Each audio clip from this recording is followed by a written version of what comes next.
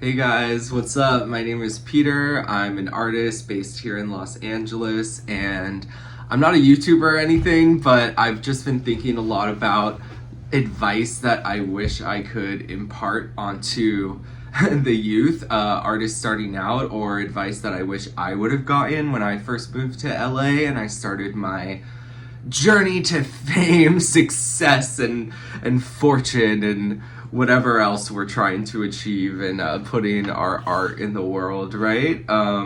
So yeah, I'm primarily a performance artist. I make painting as well. That's how I started.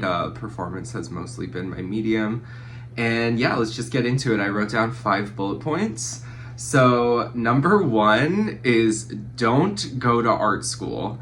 And I am telling you that as someone who did go to art school. And it's just like the only reason you should go is if you have all the money in the world and debt is not a fear, or you have no sense of financial insecurity, or you might not in the future, because academia in general in America is very expensive, and especially for fine arts, like if you're going for painting, studio art, performance art, things where there's a lot of like reading and theory. I found that all of the things that were suggested to me and so many of the things that I learned were skills or books or theories or philosophies that I encountered outside of art school, you know? And furthermore, I think college in general is almost this donkey, or like a donkey with the carrot at the end of the stick kind of thing, where it's like people think, I thought that I had to go to college in order for it to give me like a leg up in my career, or in order for it to provide some sort of stability for me in the future. And the reality is that what did bring me that stability and what did move my career forward was networking, going out to shows, meeting people, doing things outside of the art school, because it's such a bubble. And if you don't, and that brings me to my second point, is number two, go out and network and be seen. I mean, especially if you're in art school, that shit is a total bubble.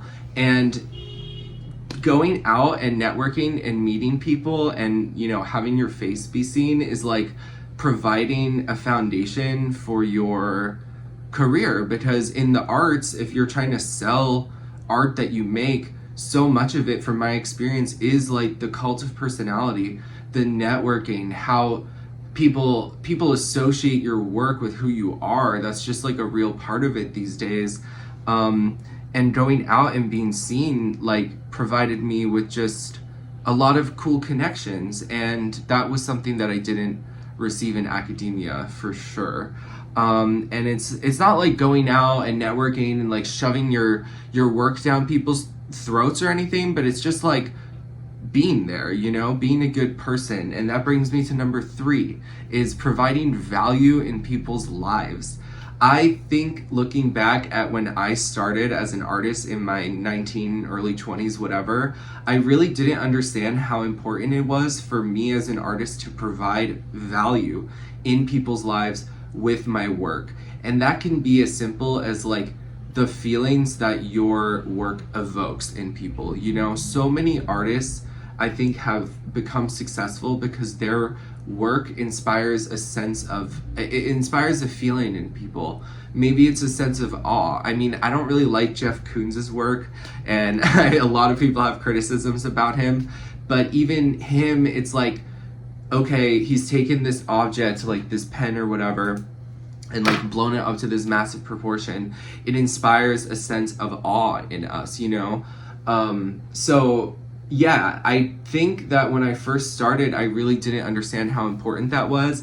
And I kind of just had this vibe of like, why is no one booking me? Blah, blah, blah, you know, this chip on my shoulder about it. And it was like, because I didn't, in a sense, I didn't understand how important it was to have that connection with the audience, to provide a sense of value, to provide like a reflection of the feelings that are widespread in society, you know, which I think is one of the important functions of art.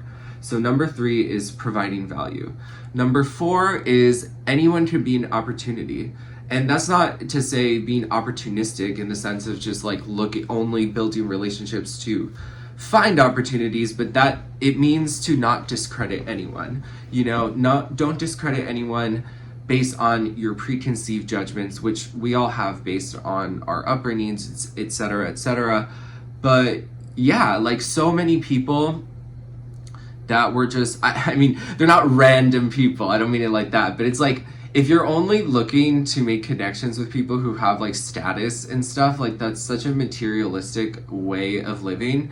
And it actually isn't the way to move your career forward if you're trying to do that alone, because it's like so many people are the foundation for artists, and the people that work on the crew and the people that, make the sets and the people that do X, Y, and Z to make performances happen for like Lady Gaga, blah, blah, blah. Like, just an example, it's like those people don't have like millions of Instagram followers. Those people are just, those people aren't the face. They aren't the artist. They aren't the cult of personality. But those people, like, knowing those people, it brings a sense of perspective for sure, because you see the other side and how much work goes into performances, etc., and art sometimes. But yeah, just don't discredit anyone. Like, you don't know who you're meeting, and so you should never judge anyone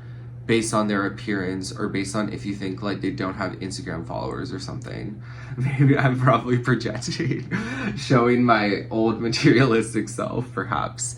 And number 5, let's wrap this up under 10 minutes. Do not work for free. Holy shit. I wish I could take back all of the things I did for free. Not all of them. Okay.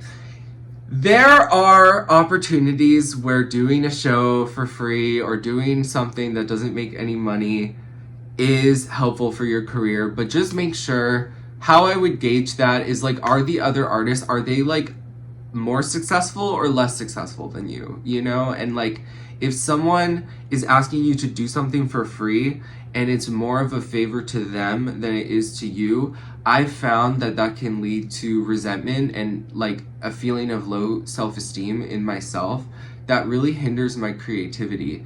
And it's just not fair to everyone involved. I wouldn't want to curate a show and then find out later that someone didn't really want to be a part of it but felt like they had to, because even though they felt like they weren't, whatever it is, like, I, as a curator, I would hate to hear that. So I think coming to that situation as an artist, it's just fair for everyone to not work gigs that you shouldn't be doing that will lead to resentment, low self-esteem.